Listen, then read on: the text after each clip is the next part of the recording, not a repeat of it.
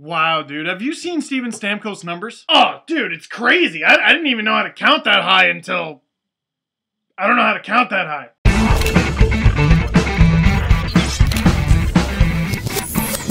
Following up a 51-goal season, I had one question for Steven Stamkos heading into his third season. How much further do you think you can go?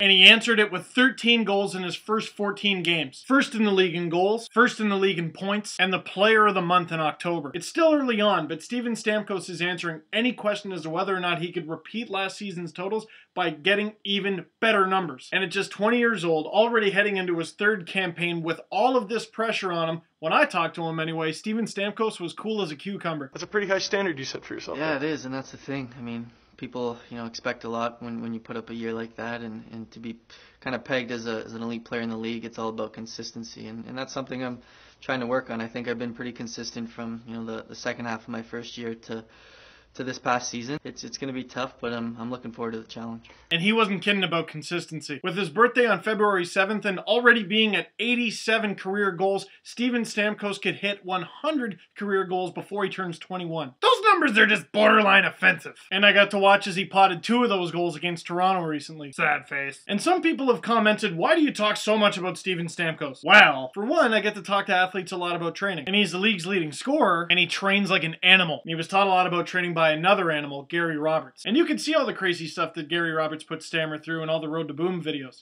Fun stuff, like running with a 120-pound metal sled. But Stamkos got a nice little bit of other wisdom from someone else before the season began. I actually had an interesting conversation with my new coach, a couple weeks ago, and he was talking about strengths and weaknesses, and it was pretty cool reference that a lot of people work on their weaknesses a lot and forget to work on their strengths, and they get good at their weaknesses, but then it's average, and they don't work on their strengths, and their strengths diminish and they become average, and then you're an average player.